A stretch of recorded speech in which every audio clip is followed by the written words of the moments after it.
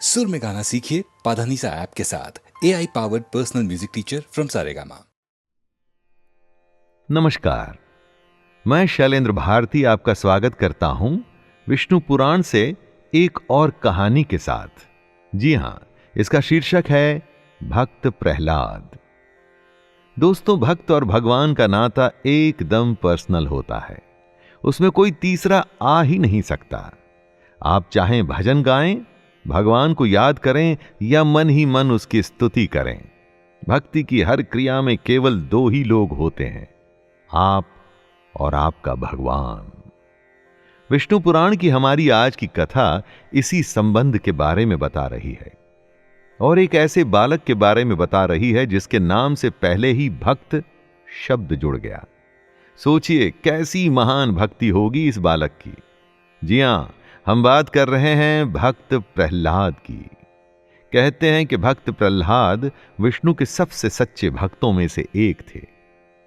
प्रहलाद के पिता का नाम था हिरण्यकश्यप, एक ऐसा दुर्जेय राक्षस जिस पर कोई भी विजय प्राप्त नहीं कर पाया था।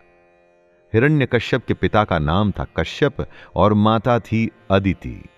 प्रहलाद के अलावा भी हिरण्यकश्यप की कई संतानें थीं, जिनमें 3 पुत्र थे, संल्हाद, अनुल्हाद और ल्हाद, और एक पुत्री थी जिसका नाम सिम्हिका था।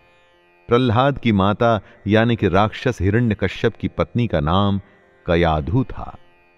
हिरण्यकश्यप का एक भाई भी था, हिरण्याक्ष, जिसका कि विष्णु जी वध कर चुके थे। इसी हिरण्याक्ष के वध का बदला लेने के लिए हिरण्यकश्यप ने एक भयंकर तप करने का निर्णय लिया था। कहते हैं कि एक बार इंद्र कयाधु को हरण करके ले जा रहा था। मार्ग में उसे नारद जी मिल गए। नारद जी ने इंद्र को समझाया कि कयाधु गर्भवती है। तब इंद्र ने नारद जी से कयाधु को अपने आश्रम में ले जाने के लिए कहा। नारद कयाधु को अपने आश्रम में ले आए।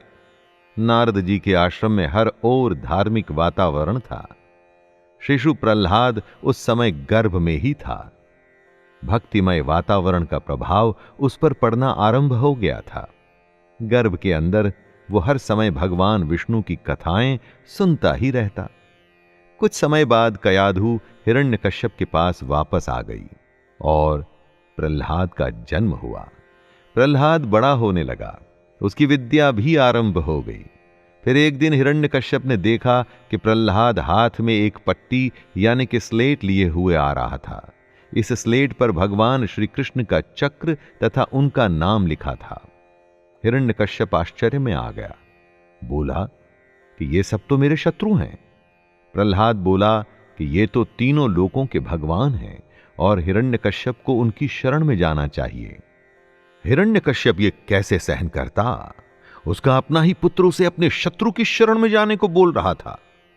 हिरण्यकश्यप ने प्रहलाद के गुरु को बुलाया और उससे पूछा कि उसका ही बालक उसके शत्रु की बात क्यों कर रहा है। प्रहलाद बालक से किशोरावस्था में पहुंच रहा था। विष्णु जी के प्रति उसकी भक्ति और भी प्रगाढ़ हो रही थी। हिरण्यकश्यप ने पहले तो बच्चे की बात जान करके उसे जाने दिया, पर ज्यों ही बड़ा होने पर भी प्रहलाद की भक्ति रुकी नहीं, तो उससे यह सहन नहीं हुआ। हिरण्यकश्यप ने अपने ही पुत्र प्रहलाद पर अस्त्र शस्त्र से वार किए जाने का आदेश दिया। दरबार में सब लोग महान आश्चर्य में आ गए, क्योंकि हर छोड़ा गया अस्त्र और शस्त्र विपरीत दिशा में जाकर दैत्यों को मारने लगा था। इसके बाद हिरण्यकश्यप ने विषैले सर्पों से प्रहलाद को मरवाने का प्रयत्न किया। प्रहलाद को पहाड़ों की ऊंचाइयों से फेंका गया, उस पर जंगली पशु पक्षी छोड़े गए, पर प्रहलाद को कुछ भी नहीं हुआ। हिरण्यकश्यप ने जैसे जिद पकड़ ली थी कि वो अपने बेटे को मार के ही मानेगा। तब उसने अपनी बहन होलिका से कहा कि वो प्रहलाद को गोद में बैठाए और आग में बैठ जाए। ऐसा भी हुआ दोस्तों। जब वो उसको लेकर के बैठी तो वो स्वयं भी जल करके राख हो गई। जी हां, होलिका जल करके राख हो गई और प्रहलाद सकुशल बाहर आ गया। दोस्तों, अगर आपको याद हो तो हिरण्यकश्यप ने अपने भाई हिरण्याक्ष से बदला लेने के लिए भयंकर तप किया था। इस तप में उसने वरदान मांगा था कि न उसे मनुष्य मार सके और ना ही जानवर, न उसकी मृत्यु दिन में हो और ना ही रात्रि में, न कोई उसे घर में मार सके और ना ही घर के बाहर।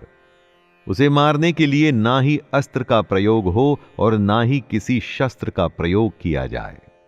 जब उसे ऐसा वर मिला तो हिरण्यकश्यप अपने आप को अजय यानी कि अनविंसिबल मानने लगा। भगवान के सामने भला कोई इनविंसिबल हुआ है? पर क्योंकि मृत्यु का डर नहीं था तो ना ही हिरण्यकश्यप के अत्याचार रुके और ना ही प्रहलाद को मारने से वो रुकने वाला था। परंतु एक दिन जब उसका समय पूरा हो गया तो उसका काल उसके सामने उपस्थित था। यह काल एक स्तंभ यानी कि एक पिलर था। जी हां, इस पिलर में से ही वो काल निकला। यह था भगवान विष्णु का नृसिंह रूप, आधे सिंह और आधे मनुष्य के रूप में ऐसा भयंकर अवतार कि स्वयं तीनों लोक घबरा गए। संध्या का समय हुआ, जब न दिन था और न ही रात, तो नृसिंह रूप हिरण्यकश्यप को घसीटते हुए महल के द्वार तक ले गए। ठीक द्वार के बीचों बीच में, जो न घर के अंदर और ना ही बाहर, वहीं नृसिंह ने हिरण्यकश्यप को अपनी जंघा पर लिटा दिया। यह स्थान ना तो धरती थी और ना ही आकाश। उसके बाद अपने तीखे नाखूनों से हिरण्यकश्यप का पेट बीच में से फाड़कर उसका अंत कर दिया। जैसा कि वरदान ब्रह्मा जी से मांगा गया था वैसा ही हुआ। न घर में न बाहर, न दिन में न रात में, न शस्त्र से न अस्त्र से, न मनुष्य से न पशु से। और इस तरह हिरण्यकश्यप का वध हो गया। हिरण्यकश्यप के जाने के बाद उसका राज्य भक्त प्रहलाद को मिला और प्रहलाद का गृहस्थ जीवन आरंभ हुआ।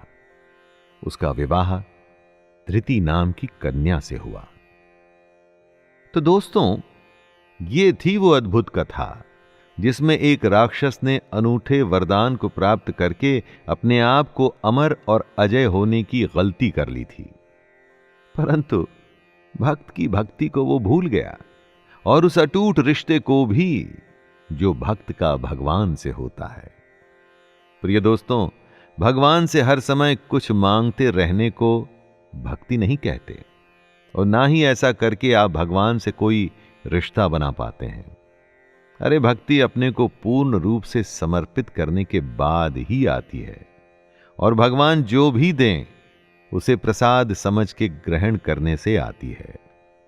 यानी आपको अपने जीवन में अपने ईश्वर से या अपने काम से या अपने रिश्तेदारों से अपना जो भी आपका फोकस हो उसके प्रति पूर्ण रूप से समर्पण होना बहुत जरूरी है। तभी तो वो कार्य पूरा होगा, तभी तो वो स्वीकार करेगा और आपको सही रास्ते पर रखेगा। आशा है इस कहानी से हम अपने जीवन को सरल बनाने का पूरा प्रयास करेंगे। इसी बात के साथ मैं शैलेंद्र भारती आपसे आज्ञा लेता हूं। नमस्कार।